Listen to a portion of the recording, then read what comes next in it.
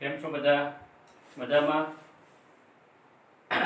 આપણે આગળના વિડિયો લેક્ચરમાં વાંડરવાસનું સમીકરણ p પ્લસ a પર v સ્ક્વેર અને બીજા કૌંસમાં v માઇનસ b બરાબર rt આ સમીકરણ મેળવ્યું હતું. હવે એના ઉપરથી આગળ આપણે PC, PC, VC, A અને B આ જે ક્રાંતિ અચળાંકો જે છે આ ત્રણ અને આ જે બે નિયતાંકો જે છે એના મૂલ્યો મેળવવા છે. વાંડરવાસના સમીકરણ ઉપરથી ક્રાંતિ અચળાંકો ક્રિટિકલ ટેમ્પરેચર, ક્રિટિકલ પ્રેશર અને ક્રિટિકલ વોલ્યુમ આ ત્રણ ક્રાંતિ અચળાંકો અને નિયતાંક A અને B આ જે મૂલ્યો જે છે એ આપણે આ વિડિયો લેક્ચરની અંદર મેળવવા છે. પરીક્ષામાં પ્રશ્ન એ રીતે પૂછાય કે વાંડરવાસના સમીકરણ પરથી ક્રાંતિ અચળાંકો અને નિયતાંકોના મૂલ્યો મેળવો અથવા એ સમજાવો. એ પ્રકારનો પ્રશ્ન આપણે ઇન્સ્યુલિન પરીક્ષાની અંદર 7 માર્ક્સમાં પૂછાય છે અથવા પૂછાઈ શકે. તો ત્યાં આગળ આપણે વાંડરવાસનું સમીકરણ નથી મેળવવાનું, પણ જે વાંડરવાસનું સમીકરણ મળ્યું છે એના ઉપરથી આપણે આ ક્રાંતિ અચળાંકોની ગણતરી અથવા એના મૂલ્યો મેળવવાના છે. તો અહીંયા વાંડરવાસના સમીકરણથી આગળ વધવાનું છે અને એમાં આ જે સમીકરણ છે વાંડરવાસનું એ સમીકરણ ને અહીંયા આગળ હવે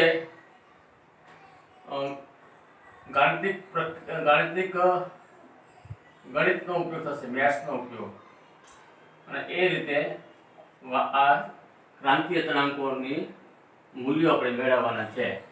તો આ જે છે એ કાઉન્ટ હોય તો p ગુણ્યા v એટલે pv, p ગુણ્યા b એટલે minus pb plus a upon v square ગુણ્યા v એટલે a upon v, a upon v square ગુણ્યા માઇનસ b એટલે ab upon v square minus rt બરાબર 0. તો આ રીતે વાંડરવાસનું જે સમીકરણ છે એના જે કાઉન્સ છે એ આપણે છૂટા પાડ્યા. આ જે સમીકરણ જે મળે છે એને v સ્ક્વેર વડે ગુણતા અને p વડે ભાગતા, v સ્ક્વેર વડે ગુણતા અને p વડે ભાગતા આ જે સમીકરણ છે એને v સ્ક્વેર વડે ગુણીએ અને p વડે ભાગીએ એટલે આપણને v ક્યુબ મળે. એટલે pv ગુણ્યા v સ્ક્વેર ભાગ્યા p એટલે આ p જાય એટલે 20 ક્યુબ આપણને મળે. અહીંયા શું થશે? માઇનસ pb ગુણ્યા v સ્ક્વેર છેદમાં p છે તો આ p જશે તો શું આવશે? માઇનસ bv સ્ક્વેર બરાબર. અહીંયા આગળ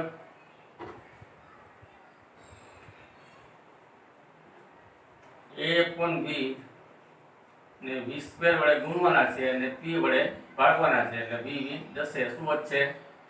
પ્લસ av upon p મળશે.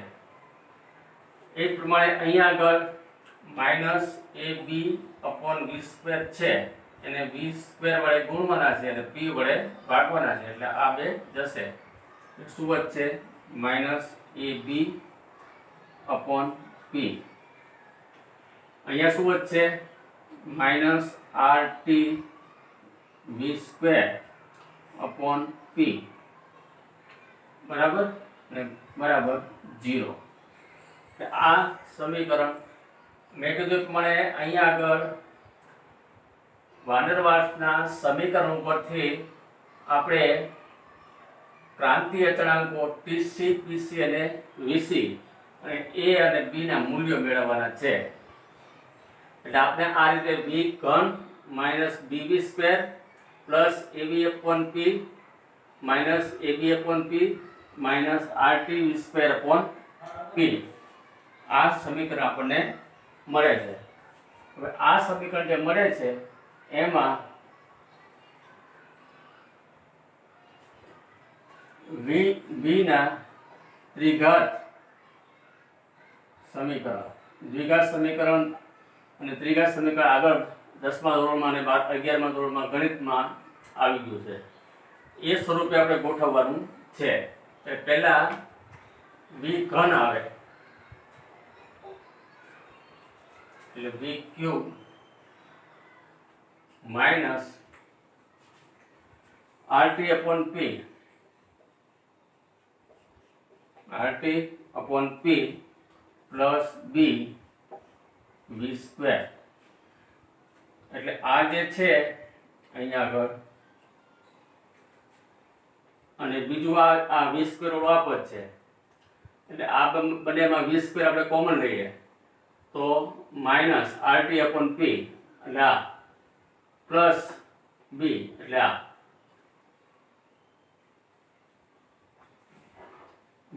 Plus AB upon P. આ જે સમીકરણ છે એને આપણે ગોઠવીએ છીએ, ગોઠવણી કરીએ છીએ.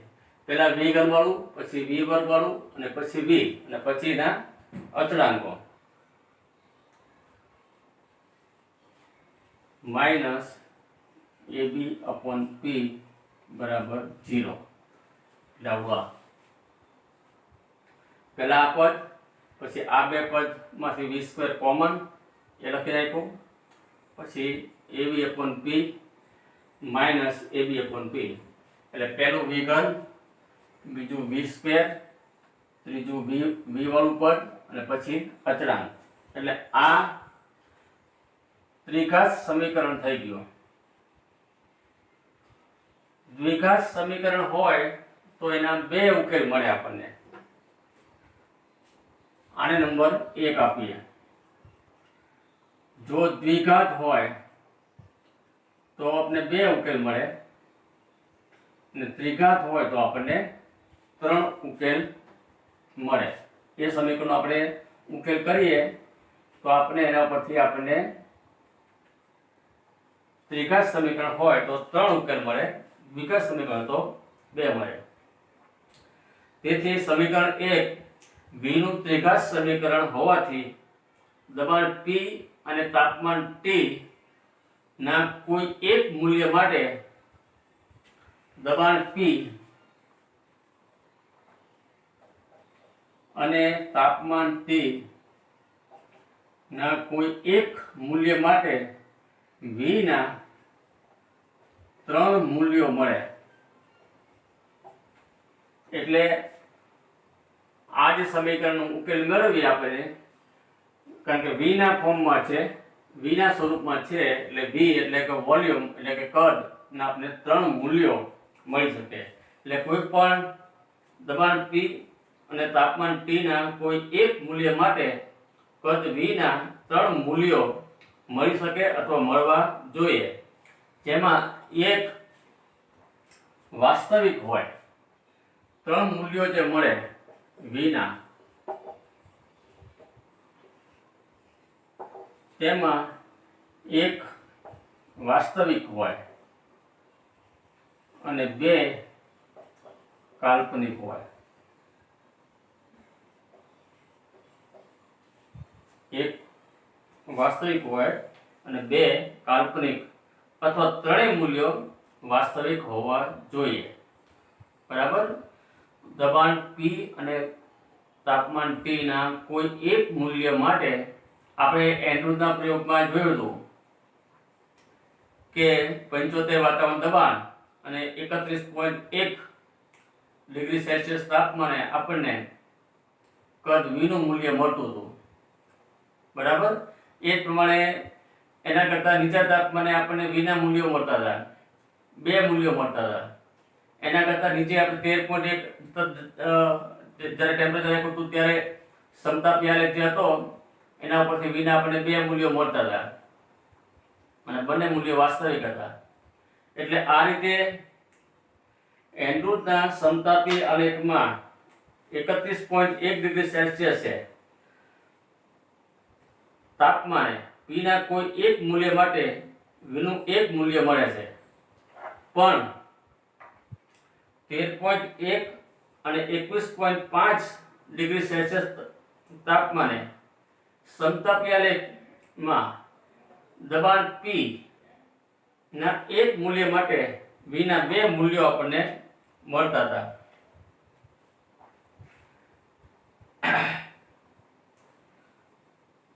ઈસવીસન 1871 માં થોમ્સન નામના વૈજ્ઞાનિકે કાર્બન ડાયોક્સાઇડ વાયુ માટે પ્રાયોગિક મૂલ્યો લઈ વાન ડર વાલ્સના સમીકરણની મદદથી અલગ અલગ તાપમાને અને દબાણે p ના અલગ અલગ મૂલ્યો માટે કદ v ની ગણતરી કરી પીવી સમતાપીઓ દોરી અને તેમાં 13.1 ડિગ્રી તાપમાને એન્ડ્રુના આલેખમાં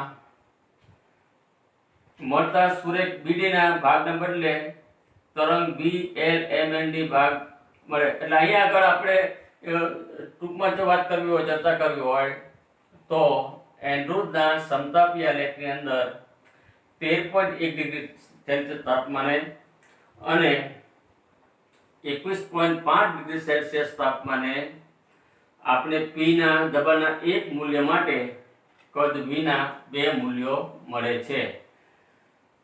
પરંતુ 31.1 ડિગ્રી સેલ્સિયસ તાપમાને અને 35.5 ડિગ્રી સેલ્સિયસ તાપમાને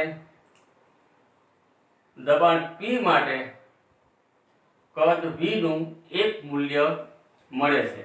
એટલે અહીંયા આગળ કેમિસ્ટ્રી અને ગણિત બંનેનો સમન્વય કરે છે કે જો ત્રિઘાત સમીકરણ હોય તો આપણને એના ત્રણ ઉકેલ મળે, તો ત્રણ મૂલ્યો મળે.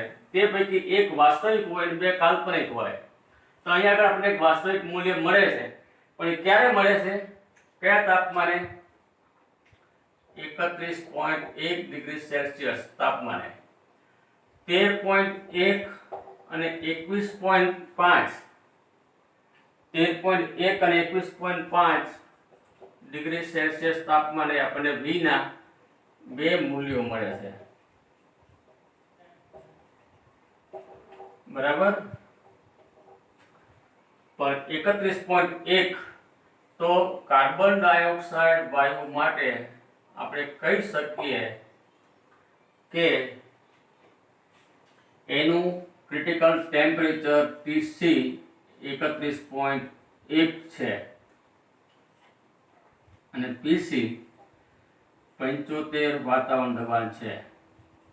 એટલે કે કાર્બન ડાયોક્સાઇડ ને જ્યારે 75 વાતાવરણ દબાણ જેટલું દબાણ મળે અને 31.1 ડિગ્રી ટેમ્પરેચર હોય ત્યારે એ વાયુ પદાર્થમાંથી પ્રવાહી પદાર્થમાં રૂપાંતર થાય છે. આ દબાણે કોઈ ચોક્કસ તાપમાને અને દબાણે વાયુ પદાર્થનું પ્રવાહીમાં ક્યારે રૂપાંતર થાય છે? તો CO2 વાયુ માટે 75 વાતાવરણ દબાણ હોય અને 31.1 હોય ત્યારે આપણને કદનું એક જ મૂલ્ય મળે છે.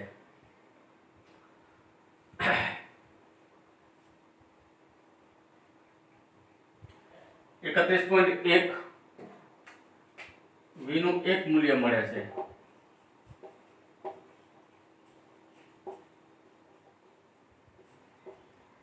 કે v ના બે મૂલ્યો મળે છે. 21.5 v ના બે મૂલ્યો મળે છે. તેથી આ જે તાપમાન છે એ ક્રિટિકલ ટેમ્પરેચર કહેવાય અને એના ઉપરથી આપણે ક્રિટિકલ ટેમ્પરેચર અને ક્રિટિકલ પ્રેશર અને ક્રિટિકલ વોલ્યુમ આપણે નક્કી કરી શકીએ. તો આ રીતે આપણે પહેલા વાન ડર વાલ્સનું જે સમીકરણ હતું એને v ના ફોર્મમાં ત્રિઘાત સમીકરણમાં રૂપમાં ફેરવું અને એના ઉપરથી આપણે એનું ક્રિટિકલ વોલ્યુમ, ક્રિટિકલ પ્રેશર અને ક્રિટિકલ ટેમ્પરેચર ઉપરથી આપણે ક્રિટિકલ વોલ્યુમ એટલે કે ક્રાંતિક કદ નક્કી કર્યું. કોના ઉપરથી? ક્રાંતિક દબાણ અને ક્રાંતિક તાપમાન ના મૂલ્યો ઉપરથી આપણે એનું ક્રાંતિક કદ નક્કી કર્યું. હવે આ જે અચળાંકો જે છે એની આપણે ગણતરી કરવી છે. કયા અચળાંકો મેં કીધા?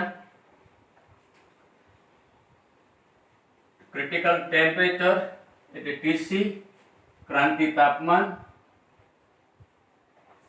ક્રાંતિ કદ અને ક્રાંતિ દબાણ.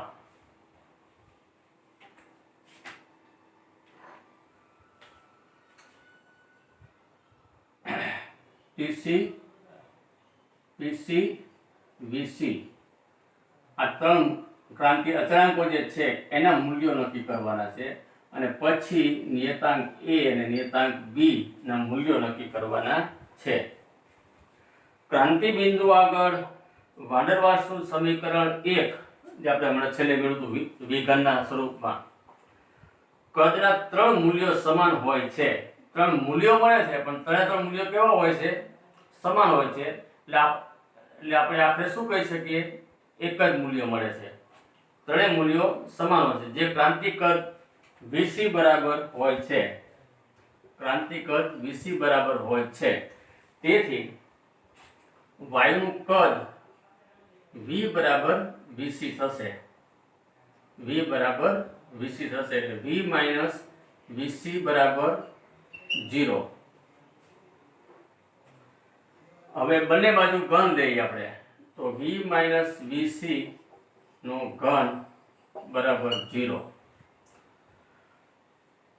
બરાબર V બરાબર Vc. ક્રાંતિ કદ જે છે એ કેટલું થાય છે? ક્રાંતિ કદ જેટલું.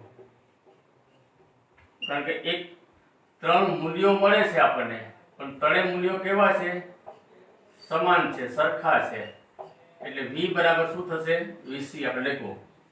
એટલે V માઇનસ Vc બરાબર 0. બંને બાજુ ઘન લેતા તો શું થશે?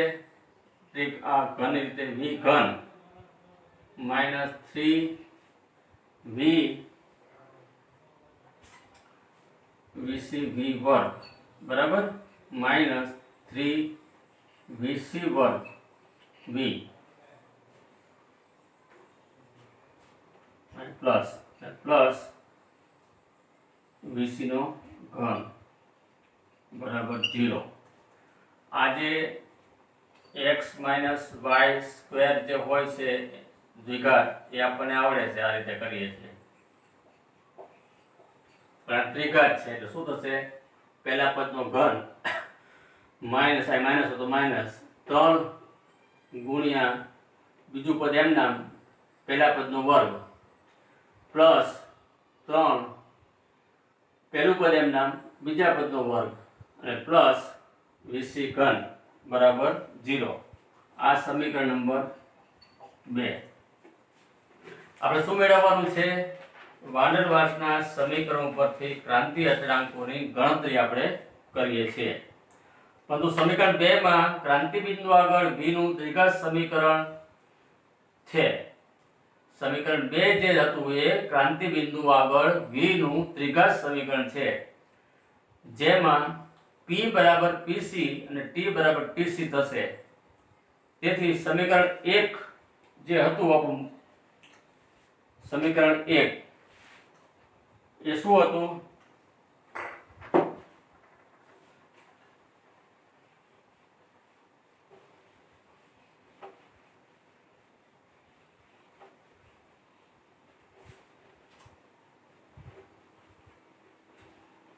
સમીકરણ 1 આ રીતનું હતું.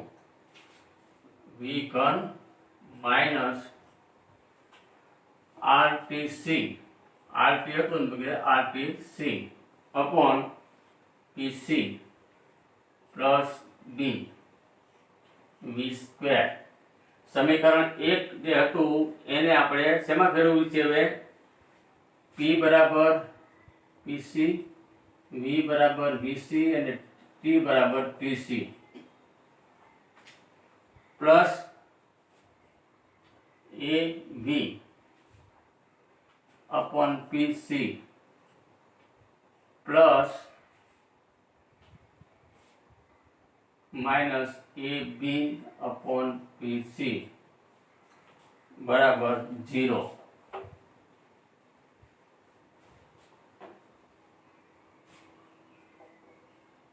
સમીકરણ નંબર 3 સમીકરણ 1 જે હતું એને આપણે ફરીથી t બરાબર pc, p બરાબર pc અને v બરાબર આ મૂલ્ય મૂક્યા આપણે.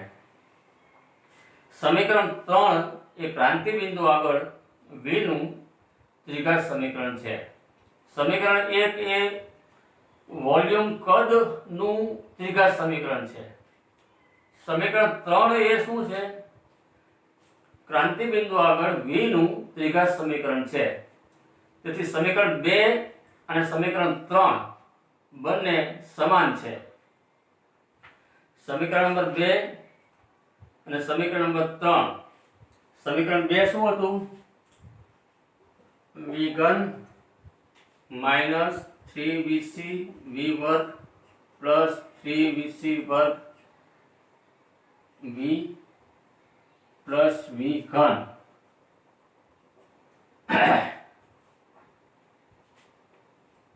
બરાબર 0. આ સમીકરણ 2 હતું. સમીકરણ 2 v ઘન માઈનસ 3vc v વર્ગ પ્લસ 3vc વર્ગ v પ્લસ vc ઘન બરાબર 0. આ સમીકરણ 2 હતું. તો સમીકરણ 2 અને સમીકરણ 3 બંને સમાન હોવાથી v ઘન v વર્ગ અને v ના સહગુણકો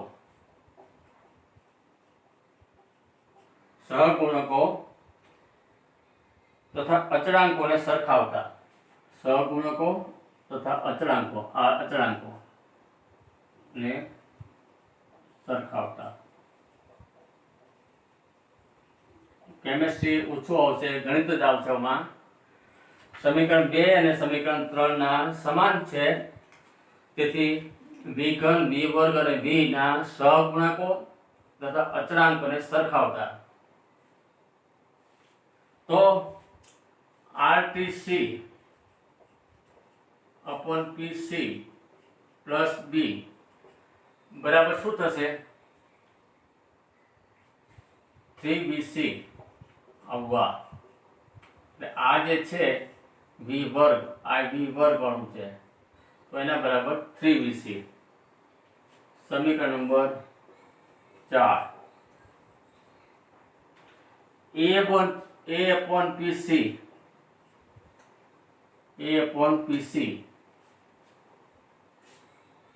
બરાબર 3BC square. A upon PC આ v વાળું બરાબર, તો એના બરાબર 3BC સ્ક્વેર આવવા. આ v વાળું, આ v, આ v, આ બંને સરખાવીએ તો A upon PC બરાબર 3BC સ્ક્વેર. અને સમીકરણ નંબર 5 આપો. અને AB upon PC આવવા બરાબર VC ઘન બરાબર, એટલે આવવા. ફરીથી RTC upon PC plus B બરાબર 3BC આવવા. કારણ કે v વર્ગ વાળું, આ v વર્ગ વાળું, આ v વાળું છે, એટલે A upon PC બરાબર 3BC સ્ક્વેર. આ અચળાંક છે, આ v ના ફોર્મમાં છે, v ઘન v વર્ગ v અને આ અચળાંક, અને અહીંયા આગળ આ અચળાંક, એટલે AB upon PC બરાબર VC ઘન. એટલે આપણને સમીકરણ 4, 5 અને 6 આ રીતે મળ્યા આપણને. બરાબર, સમીકરણ 4, સમીકરણ 5 અને સમીકરણ 6 આ રીતે મળ્યા.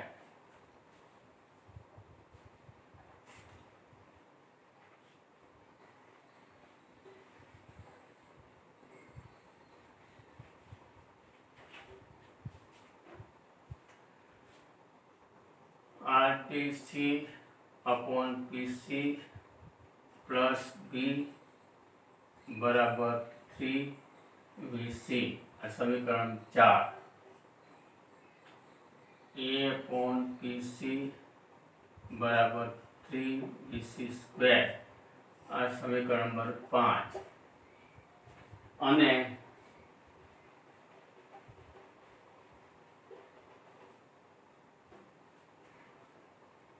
AB અપોન પીસી બરાબર VC², આ સમીકરણ નંબર 6.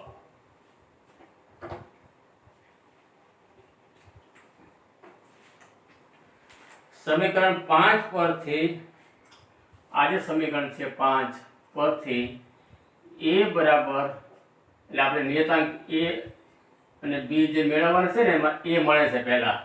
A બરાબર 3VC² ગુણ્યા PC, ચોકડી ગુણાકાર. નિયતાંક A બરાબર શું થઈ ગયું? 3VC² અથવા આ રીતે પણ લખી શકાય.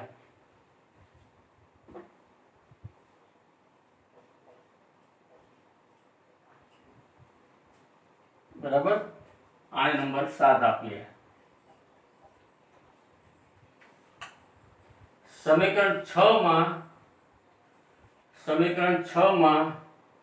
સમીકરણ 5 જે છે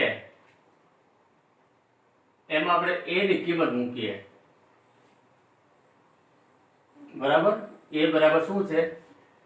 સમીકરણ 5 માં a અપોન pc બરાબર 3VC² છે, માં a બરાબર 3PC VC² આ મૂકીએ આપણે તો શું થાય? 3PC VC² છેદમાં PC બરાબર 3VC² બરાબર, આ રીતે થશે.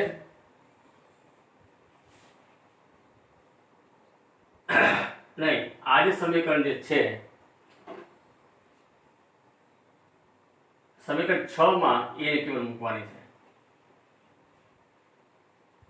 સમીકરણ 6 માં અહીંયા ને સમીકરણ 6 માં સમીકરણ 5 માં a અપોન PC નું મૂલ્ય મૂકતા શું થશે? અહીંયા આગળ a b PC VC³ આ બેનો ગુણાકાર. બરાબર, એટલે આ રીતે મળશે આપણને. પહેલા આ રીતે કરીએ. અને a બરાબર 3PC VC² ગુણ્યા b બરાબર PC VC³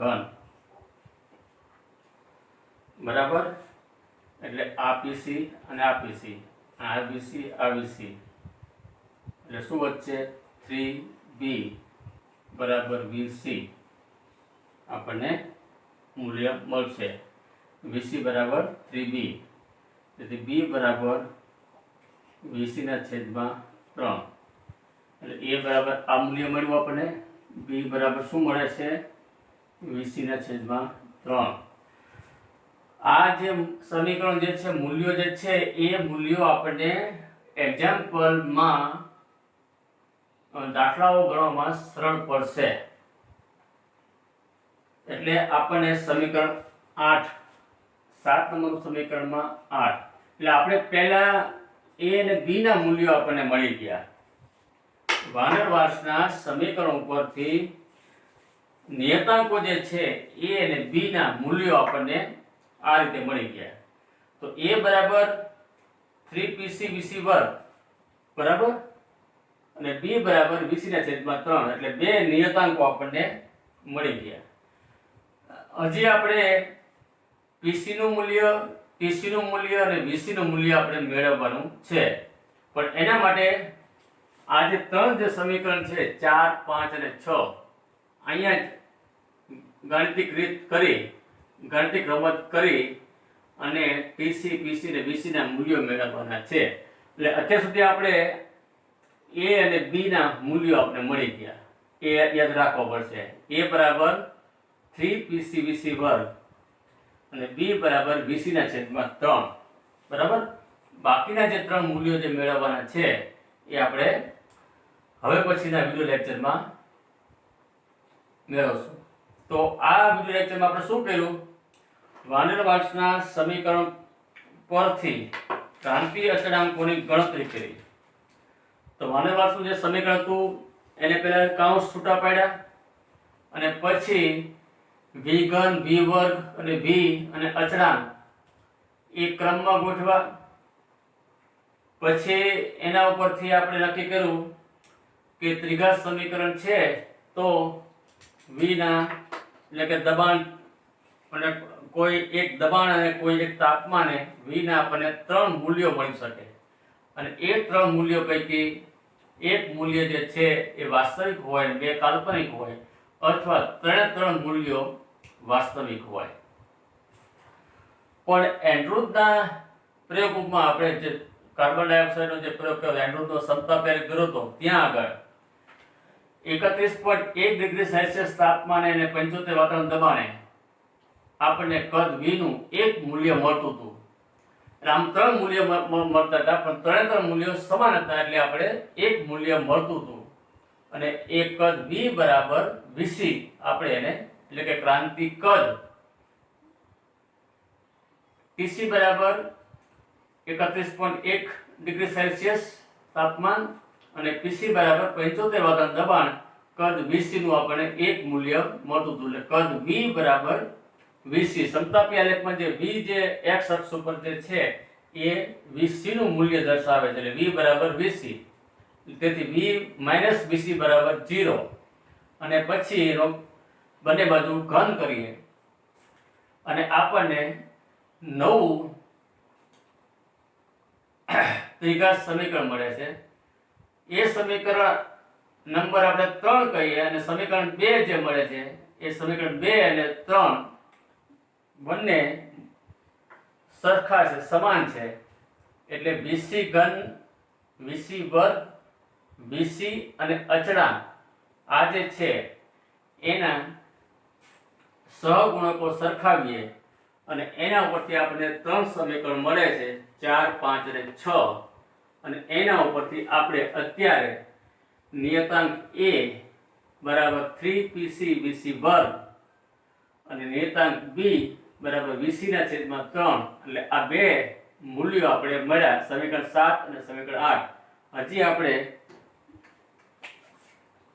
tc, pc અને vc ના મૂલ્યો મેળવવાના છે એ હવે પછીના વિડિયો લેક્ચરમાં આપણે કરશું.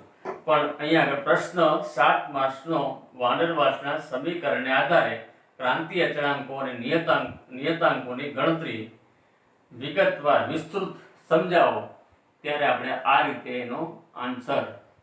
હજી આપણો પ્રશ્નનો જવાબ અધૂરો છે, હવે પછીના વિડિયો લેક્ચરમાં આપણે એ કરશું. તો આ રીતે વિડિયો લેક્ચર મારફતે બરાબર તૈયારી કરજો. હજી ઘણા બધા તમારા વિદ્યાર્થીઓના પ્રશ્નો આવે છે, તમને વોટ્સએપ પર મૂકીએ છીએ, યુટ્યુબ પર આવે છે, પણ ખાલી જોવા ખાતે એક જોઈ લો છો.